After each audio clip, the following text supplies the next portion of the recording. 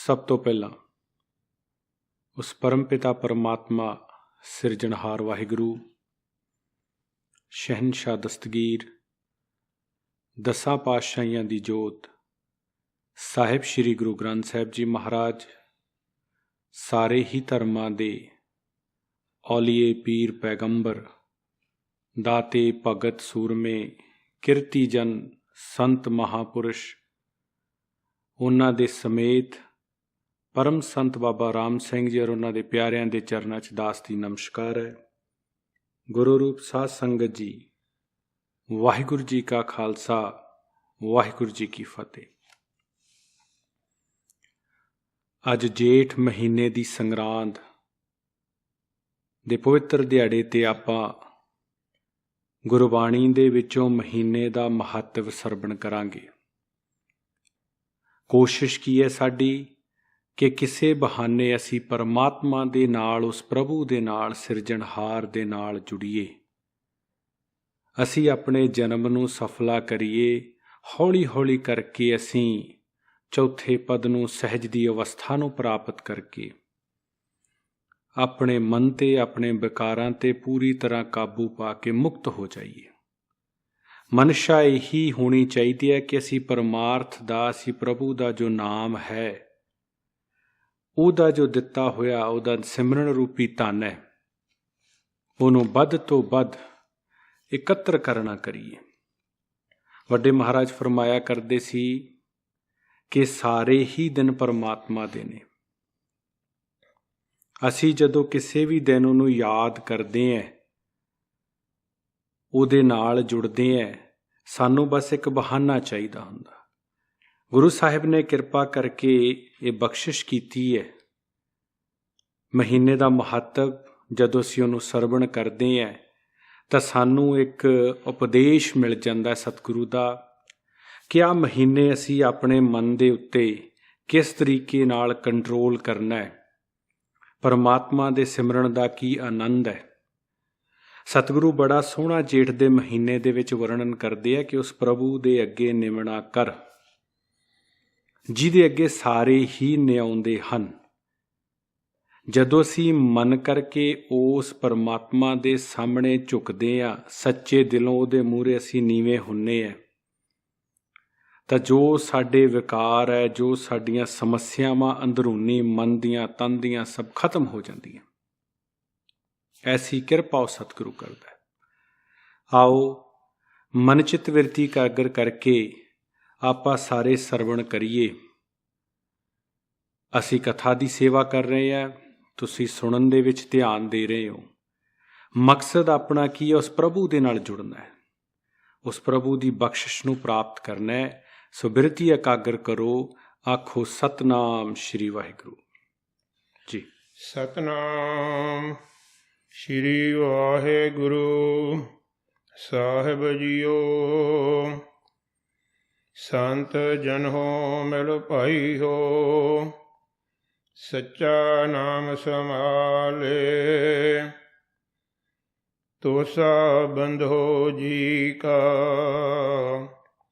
Eight उथ नाल, गुर पूरे ते पाइया अपनी नजर निहाल।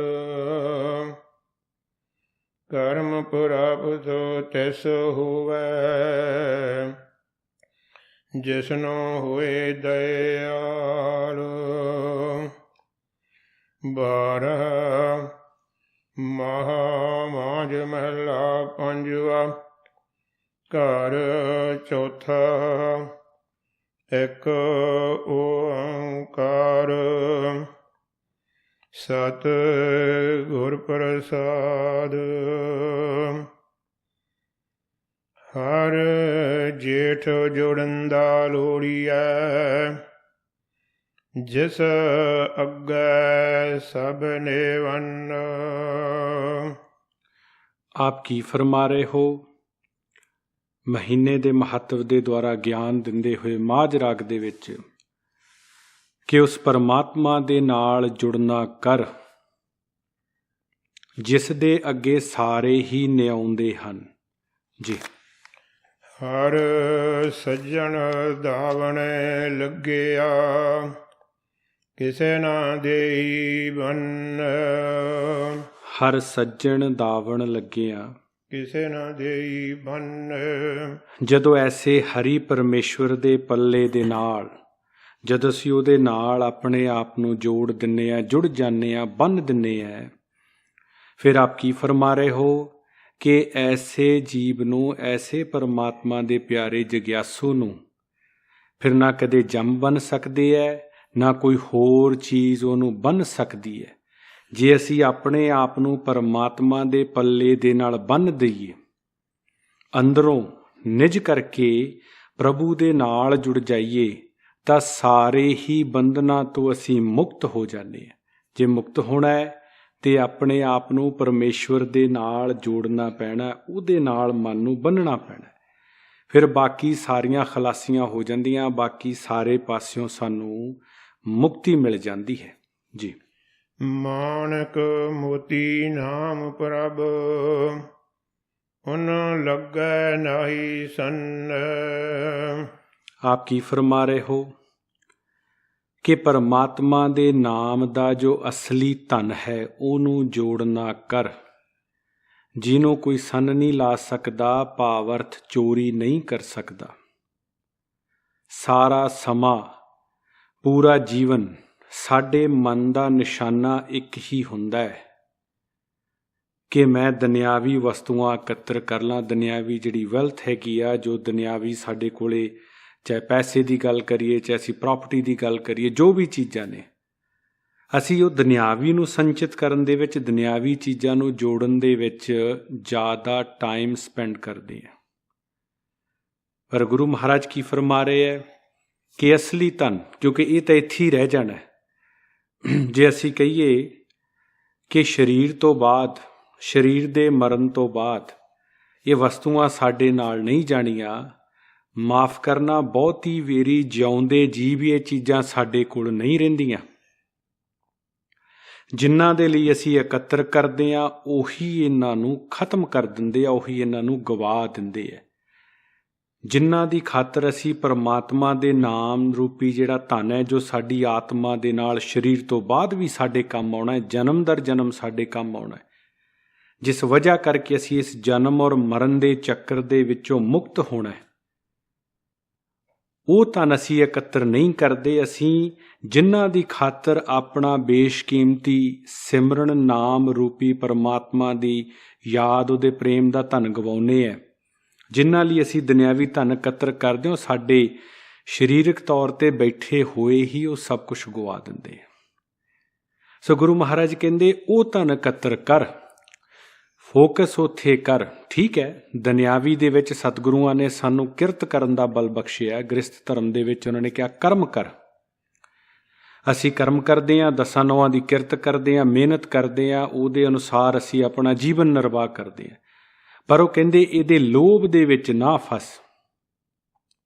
ਅਸੀਂ ਆਪਣੇ ਪਰਿਵਾਰਾਂ ਦੇ ਮੋਹ 'ਚ ਫਸ ਕੇ, ਧਨ ਦੇ ਲੋਭ ਦੇ ਵਿੱਚ ਫਸ ਕੇ, ਇਹਨਾਂ ਸਾਰੇ ਵਿਕਾਰਾਂ ਦੇ ਵਿੱਚ ਫਸ ਕੇ ਅਸਲੀ ਧਨ ਨੂੰ ਗਵਾ ਲੈਂਦੇ ਹਾਂ। ਉਹ ਕਹਿੰਦੇ ਇਹਦੇ ਲੋਭ ਦੇ ਵਿੱਚ ਨਾ ਫਸ, ਕਰਮ ਤੱਕ ਰੱਖ ਕੇ, ਮੇਰਾ ਕਰਮ ਹੈ, ਮੇਰੀ ਰਿਸਪੌਂਸਿਬਿਲਿਟੀ ਆ, ਮੇਰੀਆਂ ਨੀਡਸ ਨੇ, ਇਹਦੇ ਹਿਸਾਬ ਨਾਲ ਮੈਂ ਆਪਣੇ ਜੀਵਨ ਦਾ ਨਿਰਵਾਹ ਕਰਨਾ। ਐਸੇ ਸਤਿਪੁਰਸ਼ ਨੇ, ਕਿੰਨੇ ਭਗਤਾਂ ਦੀ ਗੱਲ ਕਰੀਏ ਗੁਰ ਇਤਿਹਾਸ ਦੇ ਵਿੱਚੋਂ, ਕਿੰਨੀਆਂ ਆਪਾਂ ਸਿੱਖ ਇਤਿਹਾਸ ਦੇ ਵਿੱਚੋਂ ਐਗਜ਼ਾਮਪਲਾਂ ਲੈ ਲਓ। ਹਰ ਰਿਲੀਜਨ ਦੇ ਵਿੱਚ, ਹਰ ਧਰਮ ਦੇ ਵਿੱਚ ਐਸੇ ਭਗਤ ਜਨ ਹੋਏ ਜਿਨ੍ਹਾਂ ਨੇ ਕਿਰਤ ਕਰਦੇ ਹੋਏ, ਗ੍ਰਸਥ ਦੇ ਵਿੱਚ ਹੁੰਦੇ ਹੋਏ ਵੀ ਆਪਣੇ ਜੀਵਨ ਦਾ ਨਿਰਵਾਹ ਪਰਮਾਤਮਾ ਦੇ ਹੁਕਮ ਦੇ ਰਜਾ 'ਚ ਰਹਿ ਕੇ ਕੀਤਾ। ਬਸ ਫਰਕ ਇਹ ਹੈ ਕਿ ਉਹ ਵਿਕਾਰਾਂ ਨੂੰ ਹਾਵੀ ਨਹੀਂ ਹੋਣ ਦਿੰਦੇ। ਉਹਨਾਂ ਨੂੰ ਇਹ ਸਮਝ ਹੈ ਕਿ ਅਸਲੀ ਧਨ ਸਾਡੇ ਵਾਸਤੇ ਪ੍ਰਭੂ ਦਾ ਪ੍ਰੇਮ ਹੈ, ਉਹਦਾ ਨਾਮ ਹੈ, ਜੋ ਸਾਡੇ ਤੋਂ ਕੋਈ ਨਹੀਂ ਖੋ ਸਕਦਾ ਜੀ। ਰੰਗ ਸਬੇ ਨਾਰਾਇਣ, ਜਿਤੇ ਮਨ ਭਾਵਨ। ਜੋ ਪਰਮਾਤਮਾ ਦੇ ਸਾਰੇ ਹੀ ਰੰਗ ਹਨ, ਉਹਦੀ ਸਾਰੀ ਰਚਨਾ ਹੈ, ਉਹ ਸਾਰੇ ਹੀ ਮਨ ਨੂੰ ਚੰਗੇ ਲੱਗਦੇ ਹਨ ਜੀ। ਜੋ ਹਰ ਲੋੜੇ ਸੋ ਕਰੇ, ਸੋਈ ਜੀ ਕਰਨ। ਉਹ ਬੇਅੰਤ ਬੇਪਰਵਾਹ ਸਿਰਜਣਹਾਰ, ਉਹਦੀ ਸਿਫਤ ਦੇ ਵਿੱਚ ਆਪ ਕੀ ਫਰਮਾ ਰਹੇ ਹੋ ਕਿ ਜੋ ਉਹਨੂੰ ਚੰਗਾ ਲੱਗਦਾ ਹੈ ਉਹ ਕਰਦਾ ਹੈ, ਅਤੇ ਜੋ ਜੀਵ ਸਾਰਾ ਜੋ ਉਹਦੀ ਰਚਨਾ ਹੈ ਹਰ ਕੁਛ ਉਹਦੇ ਹੁਕਮ ਦੇ ਵਿੱਚ ਹੀ ਚੱਲਦਾ ਹੈ। ਜੋ ਚਾਹੁੰਦਾ ਹੈ ਜੀਵ ਉਹੀ ਕਰਦਾ ਹੈ, ਸਭ ਕੁਛ ਉਹਦੇ ਹੁਕਮ ਦੇ ਵਿੱਚ ਹੀ ਹੈ ਜੀ। ਜੋ ਪ੍ਰਭ ਕੀਤੇ ਆਪਣੇ ਸੇਈ ਕਹੀਐ ਧੰਨ। ਉਹ ਕਹਿੰਦੇ ਜਿਸ ਨੂੰ ਪ੍ਰਭੂ ਨੇ ਆਪਣਾ ਕਰ ਲਿਆ, ਆਪ ਕੀ ਫਰਮਾ ਰਹੇ ਹੋ ਕਿ ਉਹਨਾਂ ਨੂੰ ਧੰਨ ਸਮਝਣਾ ਕਰ, ਧੰਨ ਕਹਿਣਾ ਕਰ ਜਿਨ੍ਹਾਂ ਨੂੰ ਪ੍ਰਭੂ ਨੇ ਬਣਾ ਲਿਆ ਹੈ। ਕਿਵੇਂ? ਆਪਣਾ ਗਿਆਨ ਬਖਸ਼ਿਸ਼ ਕਰਕੇ, ਆਪਣੀ ਪ੍ਰੇਮ ਬਖਸ਼ਿਸ਼ ਕਰਕੇ ਸੋਝੀ ਦੇਤੀ, ਸਮਝ ਦੇਤੀ, ਕਿਰਪਾ ਕਰ ਦਿੱਤੀ। ਔਰ ਉਹ ਕਿਰਪਾ ਕਿਵੇਂ ਕੀਤੀ ਜੀ? ਆਪਣੇ ਲੀਆ ਜੇ ਮਿਲੈ ਵਿਛੜੇ ਕਿਉ ਰੋਵਨ। ਗੁਰੂ ਮਹਾਰਾਜ ਕੀ ਫਰਮਾ ਰਹੇ ਹਨ ਕਿ ਆਪਣੀ ਕੋਸ਼ਿਸ਼ ਦੇ ਨਾਲ ਜੇ ਜੀਵ ਪਰਮਾਤਮਾ ਨੂੰ ਮਿਲ ਸਕਦਾ ਹੋਵੇ ਤਾਂ ਫਿਰ ਵਿਛੜਨ ਦਾ ਦੁੱਖ ਨਾ ਹੋਵੇ। ਵਿਛੜਨ ਦਾ ਦੁੱਖ ਹੈ ਕਿ ਆਪਣੀ ਕੋਸ਼ਿਸ਼ ਦੇ ਨਾਲ ਉਹ ਪਰਮਾਤਮਾ ਨੂੰ ਨਹੀਂ ਮਿਲ ਪਾ ਰਿਹਾ ਜੀ। ਸਾਧੂ ਸੰਗ ਪ੍ਰਾਪਤੇ ਨਾਨਕ ਰੰਗ ਮਾਣਨ। ਹੁਣ ਇਹਦਾ ਹੱਲ ਆਪ ਅੱਗੇ ਦੱਸ ਰਹੇ ਹੋ ਕਿ ਪਰਮਾਤਮਾ ਦੇ ਪਿਆਰਿਆਂ ਦੇ ਨਾਲ, ਗੁਰੂ ਦੇ ਨਾਲ ਜਦੋਂ ਜੀਵ ਦਾ ਮਿਲਾਪ ਹੋ ਜਾਂਦਾ ਹੈ, ਦੁਬਾਰਾ ਬੋਲਿਓ। ਸਾਧੂ ਸੰਗ ਪ੍ਰਾਪਤੇ ਨਾਨਕ ਰੰਗ ਮਾਣਨੇ। ਕਿ ਪਰਮਾਤਮਾ ਦੇ ਪਿਆਰਿਆਂ ਦੇ ਨਾਲ ਮਿਲ ਕੇ ਗੁਰੂ ਦੇ ਮਿਲਾਪ ਦੇ ਵਿੱਚ ਜਦੋਂ ਜੀਵ ਨੂੰ ਗੁਰੂ ਮਿਲਦਾ ਹੈ, ਫਿਰ ਉਹ ਪਰਮਾਤਮਾ ਦੇ ਰੰਗਾਂ ਦਾ ਆਨੰਦ ਮਾਣ ਸਕਦਾ ਹੈ। ਉਹ ਧੰਨ ਹੈ ਜਿਹਨੂੰ ਪਰਮਾਤਮਾ ਨੇ ਆਪਣੀ ਸਮਝ ਦੇ ਦਿੱਤੀ। ਪਰ ਉਹ ਕਹਿੰਦੇ ਜੇ ਵਿਛੜ ਕੇ ਜੇ ਜੀਵ ਆਪਣੀ ਕੋਸ਼ਿਸ਼ ਦੇ ਨਾਲ ਆਪ ਮਿਲ ਸਕਦਾ ਹੋਵੇ, ਫਿਰ ਵਿਛੋੜੇ ਦਾ ਦੁੱਖ ਕਿਉਂ ਹੈ? ਮਿਲਾਪ ਕਿਵੇਂ ਹੁੰਦਾ ਹੈ? ਗੁਰੂ ਦੀ ਕਿਰਪਾ ਦੇ ਨਾਲ ਮਿਲਾਪ ਹੁੰਦਾ ਹੈ। ਪਰਮਾਤਮਾ ਦੇ ਪਿਆਰੇ ਗੁਰੂ ਦੇ ਜਦੋਂ ਸਾਡਾ ਮਿਲਾਪ ਹੁੰਦਾ ਹੈ, ਉਹਦੇ ਪਿਆਰਿਆਂ ਦੇ ਨਾਲ ਜਦੋਂ ਸਾਡਾ ਮਿਲਾਪ ਹੁੰਦਾ ਹੈ, ਫਿਰ ਅਸੀਂ ਪਰਮਾਤਮਾ ਦੇ ਰੰਗਾਂ ਦਾ ਆਨੰਦ ਮਾਣ ਸਕਦੇ ਹਾਂ ਜੀ। ਹਰ ਜੇਠ ਰੰਗੀਲਾ ਤਸ ਧਣੀ ਜਿਸ ਕੈ ਭਾਗ ਮਥਨ। ਫਿਰ ਐਸੇ ਪਰਮਾਤਮਾ ਦੇ ਪਿਆਰੇ ਜਗਿਆਸੂ ਜੋ ਪਰਮਾਤਮਾ ਨੂੰ ਮਿਲਣ ਦੀ ਇੱਛਾ ਰੱਖਣ ਵਾਲਾ, ਉਹਦੇ ਵੱਡੇ ਭਾਗ ਜਾਗ ਪੈਂਦੇ ਹਨ। ਉਹ ਪਰਮਾਤਮਾ ਦੀ ਪ੍ਰਾਪਤੀ ਕਰਦਾ ਨੂੰ ਪਰਮਾਤਮਾ ਮਿਲਦੇ ਹਨ। ਉਹਦਾ ਜੇਠ ਰੰਗੀਲਾ ਹੋ ਜਾਂਦਾ ਹੈ। ਮਹੀਨਾ ਕਹੋ ਜਾਂ ਜੀਵਨ ਕਹੋ, ਪਰਮਾਤਮਾ ਦੇ ਰੰਗ ਦੇ ਵਿੱਚ ਉਹ ਰੰਗਿਆ ਜਾਂਦਾ ਹੈ।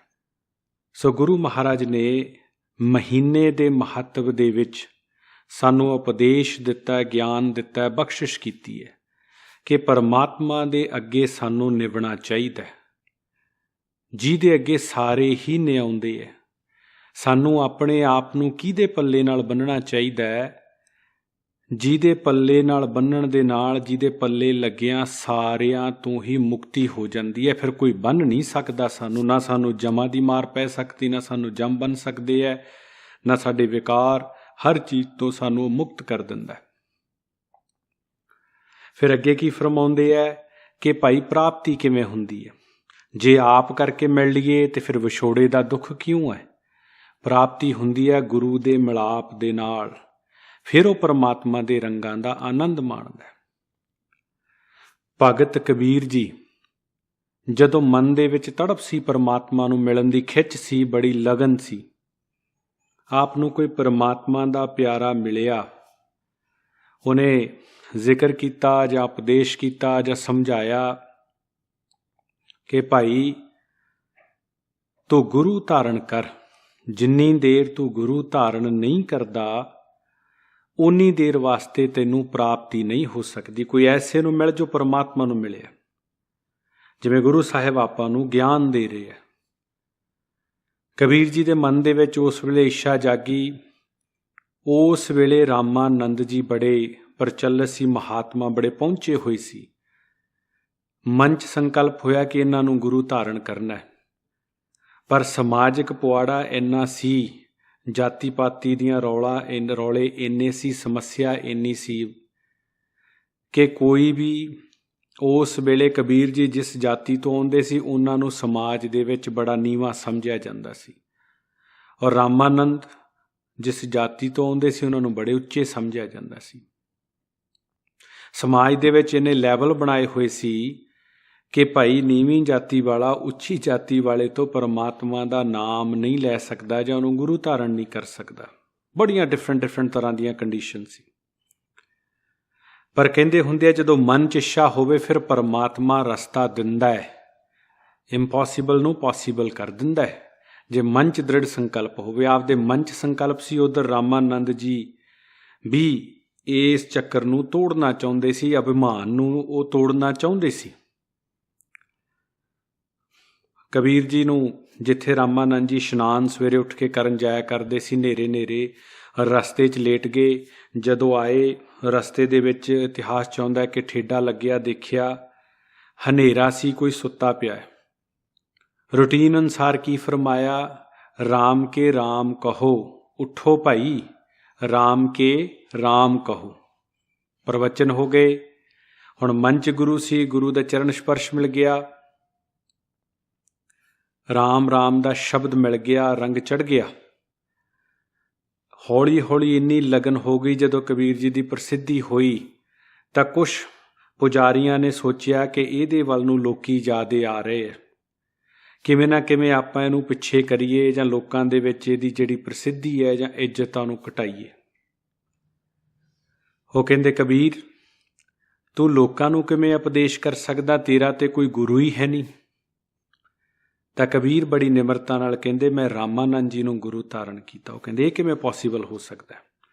ਉਹ ਰਾਮਾਨੰਦ ਜੀ ਦੇ ਪਾਸ ਗਏ। ਉਹ ਕਹਿੰਦੇ ਭਾਈ ਕਬੀਰ ਨੂੰ ਬੁਲਾਓ, ਆਪਾਂ ਇੱਥੇ ਨਿਰਣਾ ਕਰ ਲੈਂਦੇ ਹਾਂ। ਬੁਲਾਇਆ ਗਿਆ, ਪਰ ਉਹਨਾਂ ਨੇ ਕਿਹਾ ਜੀ ਮਰਿਆਦਾ ਇਹ ਹੈ ਕਿ ਕਬੀਰ ਤੁਹਾਡੇ ਦਰਸ਼ਨ ਨਹੀਂ ਕਰ ਸਕਦਾ, ਪਰਦਾ ਤਾਣ ਤਾਂ ਦੂਰ ਖੜਾਤਾ। ਉਹ ਕਹਿੰਦੇ ਠੀਕ ਹੈ, ਸੁਸਾਇਟੀ ਦੀ ਮਰਿਆਦਾ ਕੋਈ ਨਹੀਂ। ਉਹ ਕਹਿੰਦੇ ਹਾਂ ਭਾਈ। ਦੂਰੋਂ ਪੁੱਛਿਆ ਕਬੀਰ ਮੈਂ ਤੈਨੂੰ ਕਦੋਂ ਗੁਰਸ਼ਬਦ ਦਿੱਤਾ? ਉਹ ਕਹਿੰਦੇ ਮਹਾਰਾਜ ਯਾਦ ਹੈ ਇੱਕ ਦਿਨ ਸਵੇਰੇ ਆਪ ਮੂੰਹ ਹਨੇਰੇ ਜਾ ਰਹੇ ਸੀ, ਕਾਫੀ ਹਨੇਰਾ ਸੀ, ਰਸਤੇ 'ਚ ਤੁਹਾਨੂੰ ਕਿਸੇ ਨੂੰ ਠੋਕਰ ਲੱਗੀ ਔਰ ਤੁਸੀਂ ਆਖਿਆ ਉੱਠੋ ਰਾਮ ਕੇ ਰਾਮ ਕਹੋ। ਮੈਨੂੰ ਗੁਰਸ਼ਬਦ ਮਿਲ ਗਿਆ, ਮੈਂ ਮਨ 'ਚ ਤੁਹਾਨੂੰ ਗੁਰੂ ਮੰਨਿਆ। ਤੁਸੀਂ ਰਾਮ ਕੇ ਰਾਮ ਕਹੋ ਦਾ ਰਾਮ ਸ਼ਬਦ ਮੈਨੂੰ ਦੇਤਾ, ਹੁਣ ਮੈਂ ਉਹ ਜਪ ਰਿਹਾ। ਉਹ ਕਹਿੰਦੇ ਹਾਂ ਇਹ ਚੀਜ਼ ਮੈਨੂੰ ਯਾਦ ਆ ਗਈ, ਤੂੰ ਸਹੀ ਕਿਹਾ ਭਾਈ, ਇਹਨੂੰ ਮੈਂ ਸ਼ਬਦ ਦਿੱਤਾ ਚਾਹੇ ਵਿਧੀ ਕੋਈ ਸੀ। ਉਹ ਚੁੱਪ ਕਰ ਗਏ। ਉਹ ਬੀਠਲ ਦੀ ਪੂਜਾ ਦਾ ਸਮਾਂ ਹੋਇਆ। ਭਗਵਾਨ ਦੀ ਮੂਰਤੀ ਦੇ ਉੱਤੇ ਰਾਮਾਨੰਦ ਜੀ ਨੇ ਰਚਨਾ ਕੀਤੀ, ਉਹ ਜਿਹੜਾ ਇੱਕ ਪ੍ਰਚਲਿਤ ਪ੍ਰਥਾ ਨੂੰ ਤੋੜਨ ਵਾਸਤੇ। ਦੂਰ ਕਬੀਰ ਪੜਦੇ ਦੇ ਓਹਲੇ ਖੜੇ ਹੈ, ਇੱਧਰ ਆਪਦੇ ਕੁਛ ਜਿਹੜੇ ਸ਼ਿਸ਼ ਸੀ ਜਾਂ ਕੁਛ ਹੋਰ ਲੋਕ ਉਹਨਾਂ ਕੋਲੇ ਉਹ ਮਸਲਾ ਲੈ ਕੇ ਆਏ ਸੀ। ਉਹਨਾਂ ਨੂੰ ਕਹਿੰਦੇ ਆਓ ਪੂਜਾ ਦਾ ਸਮਾਂ ਹੋ ਗਿਆ, ਪੂਜਾ ਕਰੀਏ। ਉਹਨਾਂ ਨੇ ਭਗਵਾਨ ਦਾ ਜਿਹੜਾ ਉਹਦੇ 'ਤੇ ਮੂਰਤੀ ਕਹੋ ਜਾਂ ਉਹਦੇ 'ਤੇ ਮੁਕਟ ਸੀ ਉਹ ਜ਼ਿਆਦਾ ਵੱਡੇ ਸੋਹਣਾ ਬਣਿਆ ਹੋਇਆ ਸੀ, ਜਾਂ ਬਿੱਠਲ ਜੀ ਦਾ ਸਰੂਪ ਜਿਸ ਪ੍ਰਕਾਰ ਦਾ ਸੀ ਉਹ 'ਤੇ ਮੁਕਟ ਪਹਿਲਾਂ ਚੜਾਤਾ। ਜਿਹੜਾ ਹਾਰ ਸੀ ਉਹ ਜ਼ਿਆਦਾ ਵੱਡਾ ਨਹੀਂ ਸੀ ਗਲੇ 'ਤੇ ਪਹਿਨਾਉਣ ਵਾਲਾ, ਉਹ ਮੁਕਟ ਦੇ ਉੱਪਰ ਦੀ ਪਹਿਨਾਇਆ ਨਾ ਜਾਵੇ। ਸਾਰੇ ਪਰੇਸ਼ਾਨੀ 'ਚ ਪੈ ਗਏ ਕਿ ਮਰਿਆਦਾ ਅਨੁਸਾਰ ਜੇ ਹੁਣ ਮੁਕਟ ਲਾਇਆ ਤੇ ਹਾਰ ਚੜਾਇਆ ਫਿਰ ਕੀ ਹੋਊਗਾ। ਹਜੇ ਸਭ ਸੋਚ ਰਿਹਾ ਤਾਂ ਕਬੀਰ ਦੂਰੋਂ ਆਵਾਜ਼ ਦੇ ਕੇ ਕਹਿੰਦੇ ਆ ਗੁਰੂਦੇਵ ਹਾਰ ਦੀ ਪਿੱਛੋਂ ਗੰਢ ਖੋਲ ਲਓ, ਗੰਢ ਖੋਲ ਕੇ ਦੁਆਰਾ ਗਲੇ ਦੇ ਉੱਪਰ ਦੀ ਪਹਿਨਾ ਕੇ ਪਿੱਛੇ ਗੰਢ ਦੇ ਦਿਓ। ਸਭ ਹੈਰਾਨ ਰਹਿ ਗਏ। ਦੂਸਰੇ ਰਾਮਾਨੰਦ ਹੱਸ ਪਏ, ਕਹਿੰਦੇ ਹੁਣ ਦੱਸੋ ਤੁਸੀਂ ਇਹ ਝਗੜਿਆਂ ਜਾਤਾਂ ਪਾਤਾਂ ਦੇ ਵਿੱਚ ਇੰਨੇ ਪਰਦੇ ਬਣਾਏ ਸੀ, ਪਰਦਿਆਂ ਦੇ ਪਿੱਛੇ ਖੜੇ ਨੂੰ ਉਹ ਸਭ ਕੁਝ ਦਿਸ ਰਿਹਾ ਜਿਹੜਾ ਇੰਨੇ ਸਾਲ ਹੋ ਗਏ ਤੁਸੀਂ ਮੇਰੇ ਕੋਲੇ ਰਹਿੰਦਿਆਂ ਨੂੰ ਨਜ਼ਰ। ਇਹ ਕਹਿੰਦੇ ਪਰਦੇ ਨਹੀਂ ਹੈ, ਅਸੀਂ ਅੰਦਰੋਂ ਇੱਕ ਹੈ। ਸਭ ਪਰਦੇ ਕਬੀਰ ਦੇ ਖਤਮ ਹੋ ਚੁੱਕੇ ਆ, ਤੁਹਾਡੇ ਦੁਨਿਆਵੀ ਪਰਦੇ ਉਹਨੂੰ ਰੋਕ ਨਹੀਂ ਸਕਦੇ। ਉਹ ਕਹਿੰਦੇ ਅੱਜ ਤੋਂ ਪਰਦਿਆਂ ਦੀ ਜ਼ਰੂਰਤ ਨਹੀਂ। ਉਹ ਬੜੇ ਸ਼ਰਮਿੰਦਾ ਹੋਏ, ਉੱਥੇ ਉਹ ਖਤਮ ਹੀ ਕਰਤਾ ਉਹਨਾਂ ਨੇ ਉਹ ਮਸਲਾ ਕਿ ਨਹੀਂ ਅੱਜ ਤੋਂ ਅਸੀਂ ਇਹਨਾਂ ਦੇ ਸਾਹਮਣੇ ਪਰਦਾ ਨਹੀਂ ਕਰਨਾ, ਇਹ ਤੇ ਸਭ ਦੇ ਹੈ। ਸੋ ਜਦੋਂ ਪਰਮਾਤਮਾ ਦੇ ਪਿਆਰਿਆਂ ਨਾਲ ਸਾਡਾ ਮਿਲਾਪ ਹੁੰਦਾ ਹੈ, ਗੁਰੂ ਦੇ ਨਾਲ ਸਾਡਾ ਮਿਲਾਪ ਹੁੰਦਾ ਹੈ, ਫਿਰ ਅਸੀਂ ਪਰਮਾਤਮਾ ਦੇ ਰੰਗਾਂ ਦਾ ਆਨੰਦ ਮਾਣ ਸਕਦੇ ਹਾਂ, ਕਿਉਂਕਿ ਸਾਡੇ ਅੰਦਰ ਬੇਕਾਰਾਂ ਦੇ ਇੰਨੇ ਪਰਦੇ ਪਏ ਹੁੰਦੇ ਹੈ। ਗੁਰੂ ਦੀ ਕਿਰਪਾ ਤੋਂ ਬਿਨਾ ਉਹ ਪੜਦੇ ਸਾਡੇ ਖਤਮ ਨਹੀਂ ਹੋ ਸਕਦੇ। ਗੁਰੂ ਹੀ ਹੈ ਜੋ ਸਾਡੇ ਤੇ ਕਿਰਪਾ ਕਰਦਾ, ਸਾਨੂੰ ਉਪਦੇਸ਼ ਦਿੰਦਾ, ਸਾਨੂੰ ਗਿਆਨ ਦਿੰਦਾ, ਸਾਨੂੰ ਸੋਝੀ ਦਿੰਦਾ।